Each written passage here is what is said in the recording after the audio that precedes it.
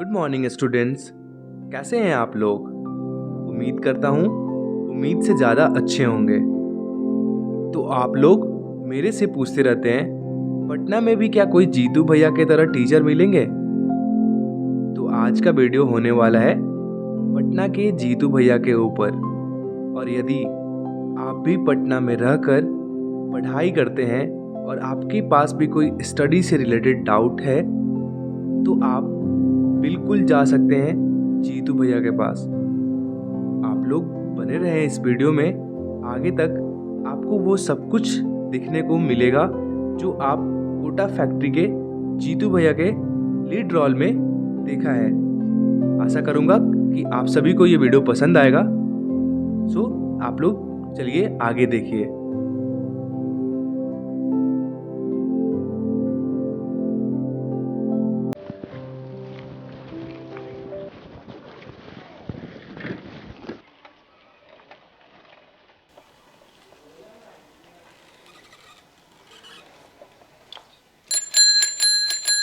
अनुराग, अनुराग, अनुराग। अरे हाँ भाई, आ गए, 2 मिनट आते हैं।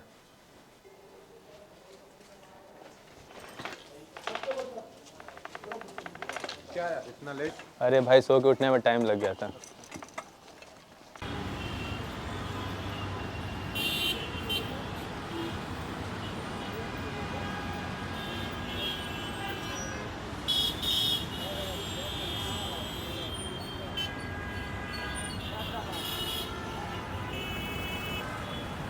तुम लोग अभी तक यहीं पे हो? तुम ही लोग का वेट कर रहे थे, अभी तो जा रहे थे क्लास हम लोग।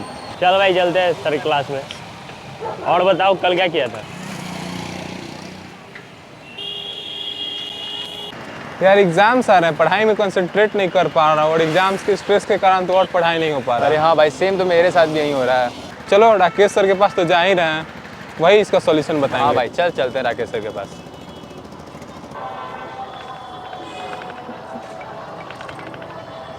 जल्दी चल भाई, लेट हो गया है, जल्दी चल। चल भाई वो लोग कहाँ रह गए? वो लोग पीछे ही रह गया होगा, चल जल्दी चल।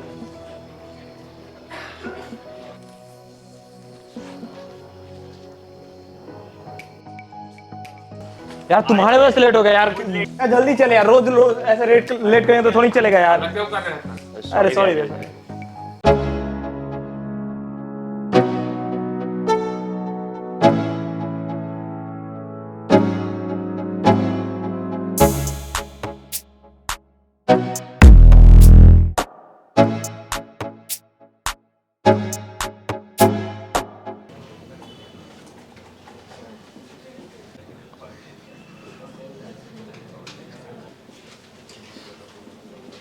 तो देखिए, समझिए सबसे पहले ध्यान से, जिसकी वेलोसिटी गोली इधर चली, इसकी वेलोसिटी कितनी है?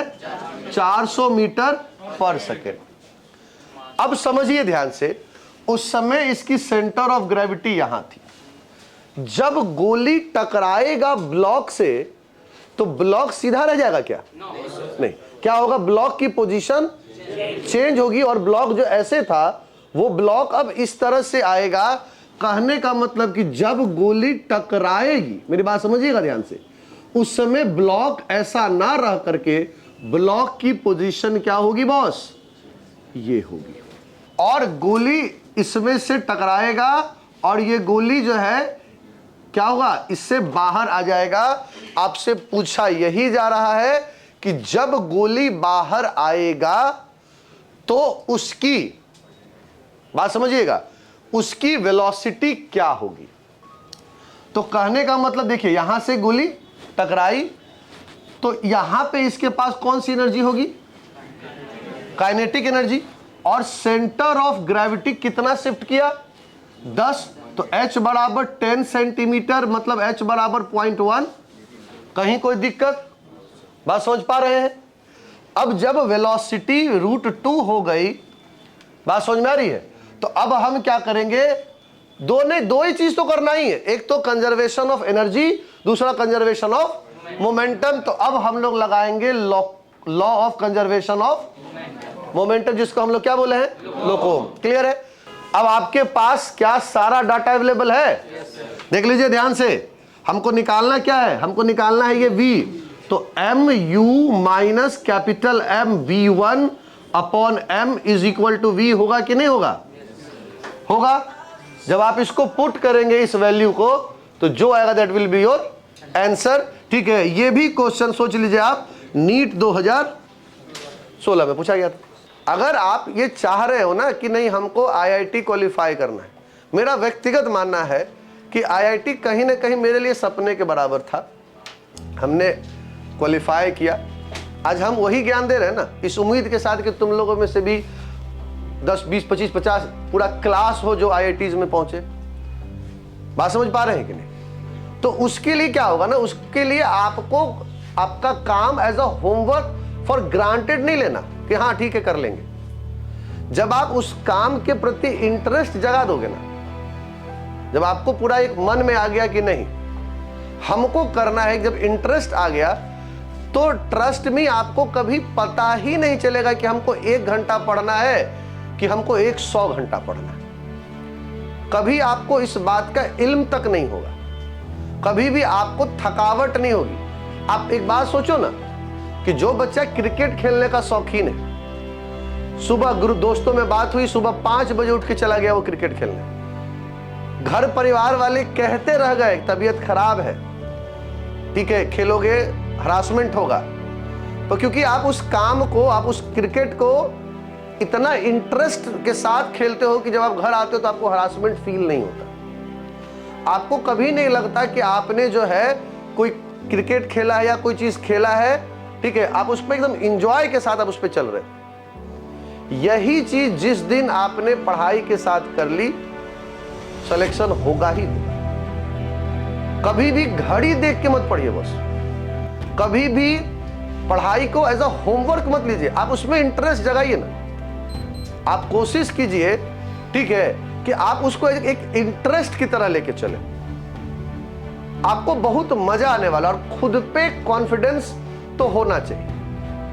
अगर आपको खुद के ऊपर कॉन्फिडेंस है तो दुनिया का कोई भी एग्जाम आप निकाल सकते हैं। कॉन्फिडेंस है, पढ़ाई में मन लगेगा, पढ़ाई में मन लगेगा तो आप घंटों पढ़ेंगे।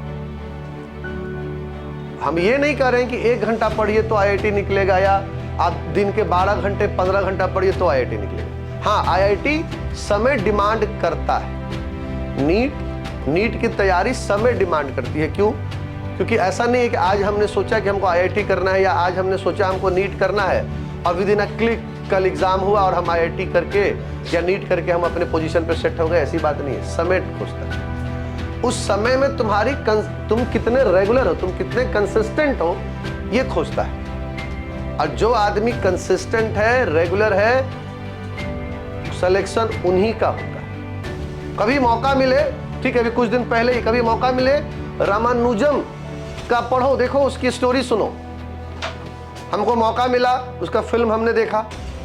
कभी आपको मौका मिले तो आप रामानुजम की स्टोरी सुनो।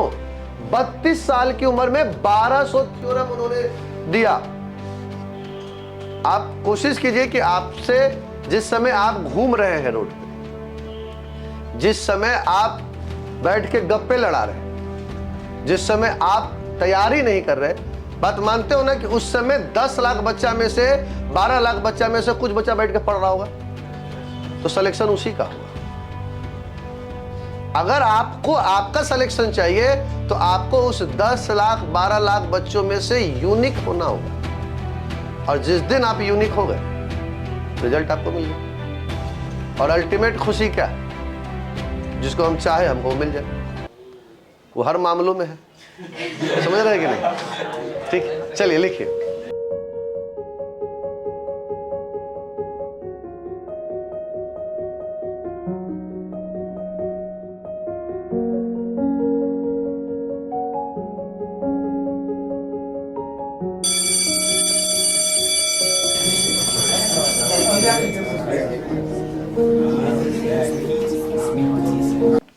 सर, जो आप क्लास में रेडियो एक्टिव डिसइंटीग्रेशन का इक्वेशन बताया था ना, उसको एक बार और बता दीजिए।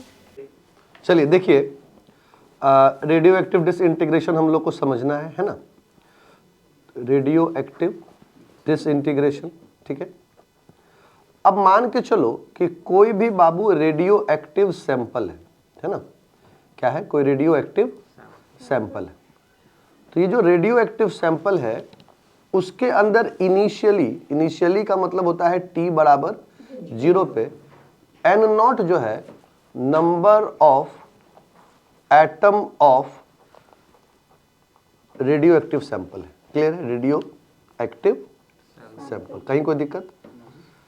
तो कहने का मतलब कि -dn/n is equal to lambda dt। अब क्या करेंगे, इसको समझ रहे हैं? अब इसको हम लोग इंटीग्रेट कर देंगे। क्लियर है?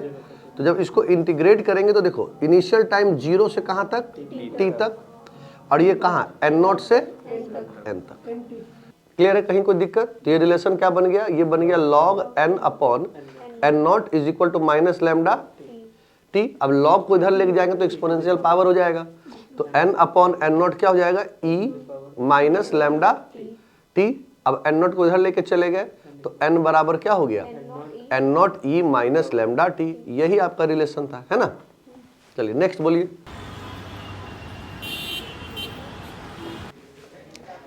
May be coming sir. हाँ बोलिए ना।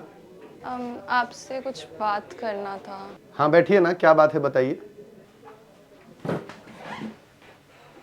सर आपसे कुछ एग्ज़ाम से रिलेटेड बात करना था। हाँ तो बताइए ना, क्या समस्या है आपकी। सर एग्ज़ाम आ रहा है और डर लग रहा है बिकॉज फोकस नहीं है पढ़ाई पे और कंसंट्रेट भी नहीं हो पा रहे हैं। अच्छा ठीक है, तो इसका कुछ सॉल्यूशन बताइए, आप क्या कर सकते हैं। तुम लोग की क्या समस्या है, तुम लोग बताओ। सर हम लोग सेम इशू है। देखिए एग्ज़ाम तो हर साल आएगा, ठीक है। एग्ज़ाम एक घटना है मेरे समझ से, अगर आप चले तो एग्ज़ाम एक इवेंट है। अब आप एक एग्ज़ाम आने वाला है उसके लिए डर रहे हैं, तो ऐसे तो न जाने कितने एग्ज़ाम आने वाले हैं पूरे लाइफ में। और अगर आप आज से ही एग्ज़ाम को लेकर के डरने लगेंगे तो आप समझिए कि आप जो चीज़ चाहते हैं, आपने जो अपने लाइफ में अचीवमेंट सोच रखे, वो कैसे होगा। आज एक एग्ज़ाम से आप डर रहे हैं। आप सोचिए कि हम लोग जब क्लास में आते हैं तो हम लोग का डेली एग्ज़ाम होता है, हर दिन एग्ज़ाम होता है। एग्ज़ाम इस बात का होता है कि क्लास में आखिरी बेंच पे बैठा जो बच्चा है, क्या वो आज जो मैं पढ़ाने वाला हूँ उसको समझ पाएगा या नहीं पाएगा। कोशिश होती है, हर दिन एग्ज़ाम देते हैं, कोशिश ये होती है कि वो समझे मेरी पूरी बातों को जो आज हम पढ़ाने वाले हैं। क्लास में पढ़ने वाला बच्चा तो पढ़ लेता है, पर नहीं पढ़ने वाला पढ़ ले, ये कोशिश होती है। और इस शब्द का एग्ज़ाम हम डेली दे रहे हैं। एग्ज़ाम आएगा, कभी कभी जीवन में कुछ चीज़ों को एकदम बोल्डली लेना चाहिए। एग्ज़ाम उसमें से भी क्या होगा, अच्छा होगा या खराब होगा। अच्छा होगा, जीवन में आगे बढ़ जाएंगे। खराब होगा तो वो एक सीख दे करके जाएगा कि किस लिए खराब हुआ, आपकी क्या कमी रह गई। अब एग्ज़ाम जो आज से 10 दिन बाद होने वाला है, अगर आज उस एग्ज़ाम को लेकर के आप चिंता में रहेंगे तो ये 9 दिन की पढ़ाई तो आपकी बर्बाद हो गई। कभी कभी जीवन में बाबू बस इस बात को याद रखिए कि जीवन में कभी कभी अपने सपनों को पूरा करने के लिए, ठीक है, हमें स्ट्रगल करना होता है और फोकस रहना पड़ता है। कभी भी आप ये मत सोचें कि मेरा एग्ज़ाम है तो मैं कैसे एग्ज़ाम फेस करूं, या तो अच्छा होगा या तो खराब होगा, इसके अलावा क्या कोई तीसरी बात है। या तो बढ़िया होगा या तो खराब हो जाएगा। हमेशा कोशिश ये करनी है कि मैं आज, व्यक्तिगत मैं बताता हूं, मैं डेली आज में जिंदा रहता हूं। आज मैंने अपना कितना परफेक्ट, कितना बेस्ट दिया, आज में जिंदा रही। कभी कभी खुद के सपनों से ज़्यादा महत्व अपने माँ बाप के सपनों के लिए दीजिए। अगर आपके माँ बाप उस दिन डर जाते कि नहीं मेरा बच्चा जो है वो IIT क्वालिफाई नहीं कर पाएगा, तो आज आप यहाँ नहीं होते। उन्होंने अपने सपनों को पूरा करने का हक तुमको दिया। इसके लिए कभी भी डरे नहीं लाइफ में। एग्ज़ाम है, एक घटना है, उसको बहुत एक कहते हैं ना, उसको एक पैशन के साथ लेंगे और बेहतर होगा, मुझे पता है। आज पढ़िए और पढ़ते रहिए। कभी भी कोई प्लान आप करके जीवन नहीं जी सकते। हमेशा जब आप प्लान करते हो तो कोई चीज़ें सटीक नहीं बैठती, ठीक है। कोशिश कीजिए कि आप पढ़ते रहें। जितना बेहतर आप पढ़ेंगे, एग्जाम का डर कभी आएगा ही नहीं। खुद पे विश्वास रखिए, जीवन के का जो हर सफर है वो आपके लिए आसान होगा। समझ रहे हैं पूरी बात को?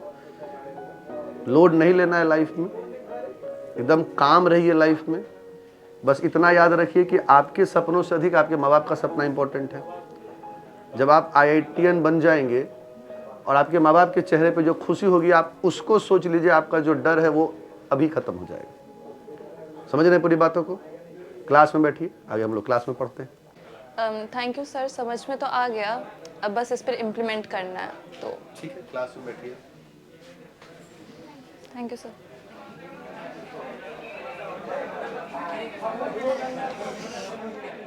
लोग हमसे पूछते हैं कि आप IITian राकेश सर के फ़ैन हैं क्या?